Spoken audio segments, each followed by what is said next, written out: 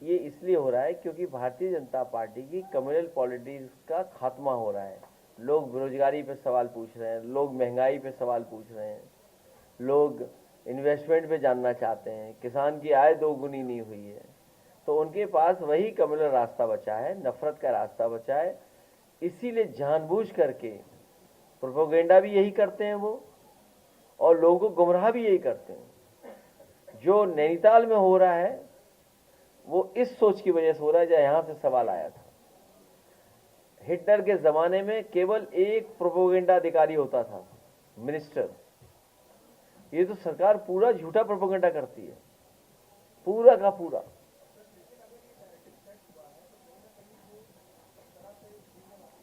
इस बार पीडीए इनको हवा में उड़ा देगा। अभी तो ये तो बलिया से निकल आए हैं। एक मिनट, ये तो बलिया से भी आए हैं। बलिया भी क्षेत्र पड़ता है इनका। कितनी कॉन्स्टिट्यूंसी पड़ी? 3 कॉन्स्टिट्यूंसी इनकी बलिया में पड़ती हैं। आप लोगों ने बड़ा बढ़ चढ़ कर लिखा था कि बलिया में तेल निकला है। याद कीजिए, आप लगातार ये खबरें चला रहे थे कि बलिया से लेकर के इलाहाबाद प्रयागराज तक तेल निकला है। सच्चाई यह है कि भारतीय जनता पार्टी का तेल जनता ने निकाल दिया था।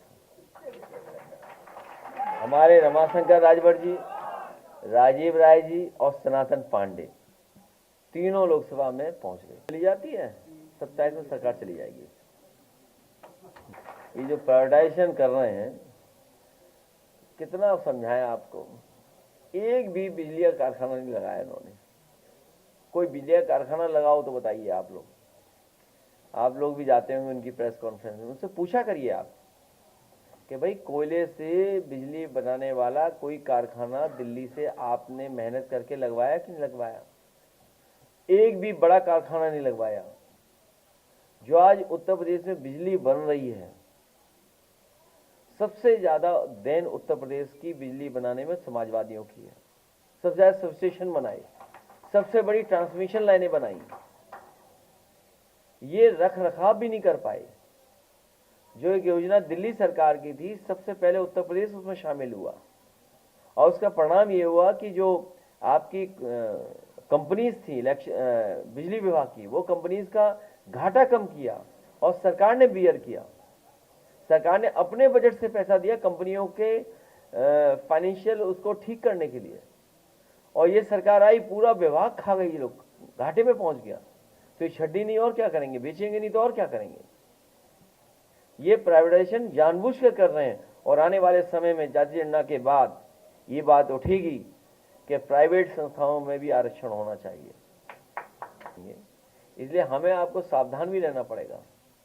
जिस तरह की ये चुनावी धांधली करते हैं, ये जो चुनावी धांधली करते हैं, इनके लोग पकड़े गए सीसीटीवी पर, बैलेट गड़बड़ कर रहे थे, अभी बंदूक लगा करके वोट छीन लिया, अपने अधिकारी लगा करके वोट नहीं डालने दिया, अपने लोगों से 3-3 4-4 वोट डलवा दिए। तो जिस तरह ये इलेक्शन में धांधली करते हैं, उससे भी सावधान रहेगा, कहीं ये जनगणना में धांधली न करें। इसीलिए हम राजभर समाज के लोगों को बुलाएं और उनसे समर्थन सहयोग मांगे, और ये लोग और हम लोग मिलकर के भारतीय जनता पार्टी की 403 सीटों पे 420 ही नहीं चलने देंगे। हम सब लोग मिलकर के भारतीय जनता पार्टी की 420 को रोकने का काम करेंगे।